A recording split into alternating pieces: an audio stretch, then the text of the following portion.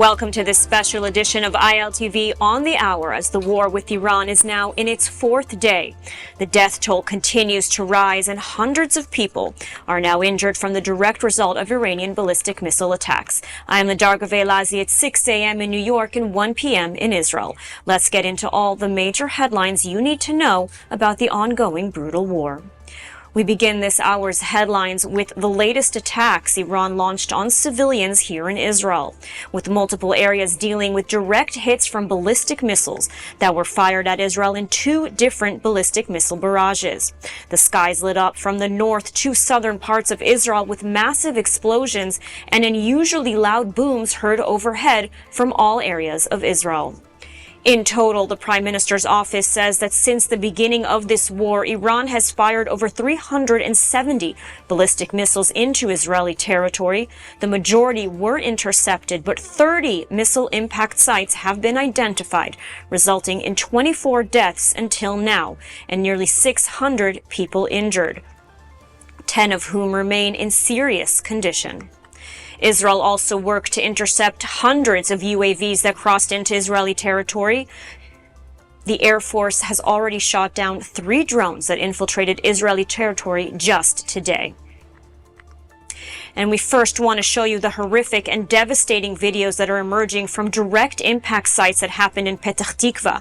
We are learning a total of 4 people were killed after a direct hit on a residential building. For the first time, 2 people who were in a bomb shelter were killed.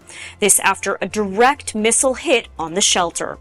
There were also direct hits in Haifa, where 3 people were killed, and in other locations in central Israel, in which 1 person was killed. Also impacted in last night's barrage, the U.S. Embassy in Tel Aviv, which sustained minor damage. U.S. Embassy to Israel Mike Huckabee said no American personnel were injured, but confirmed the U.S. Embassy's closure on social media.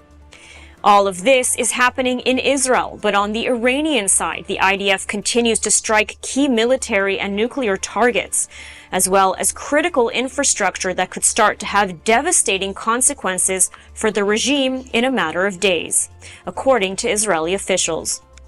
Among the key sites reportedly struck by Israel overnight include the Natanz nuclear facility, and Iranian media reported that Israel struck the Fordow uranium enrichment facility, heavily fortified facility. Additionally, it's now confirmed that the top 2 Iranian intelligence officers were killed as ongoing airstrikes controlling the skies over Iran, hitting missile launchers and nuclear facilities at will. And 5 car bombs were detonated inside the Iranian capital, with more nuclear scientists reportedly killed. Reports say that so far 14 scientists have been killed since Friday. As such, we are seeing huge traffic jams of residents trying to leave Tehran under attack by Israel. Capital residents began to flee even before the IDF issued an unprecedented evacuation warning to civilians living around weapons factories.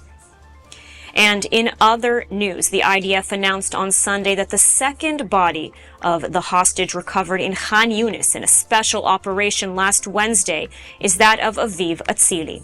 Aviv Atzili was a member of the alert squad that fought off terrorists in kibbutz Nir Oz, one of the hardest hit kibbutzim, on October 7th.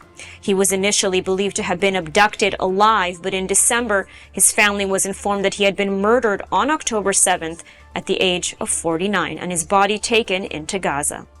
Aviv is survived by his wife Liat, who was also kidnapped on October 7th and released in the first hostage release, as well as their 3 children.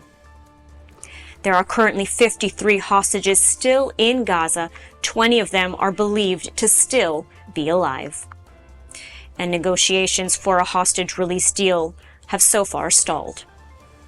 And that's a wrap on ILTV on the Hour, live from Israel and the Middle East, every hour on the Hour. Only English news delivering live updates around the clock. Stay with us for more updates on the developments unfolding with the war with Iran. Thanks for watching, and see you soon.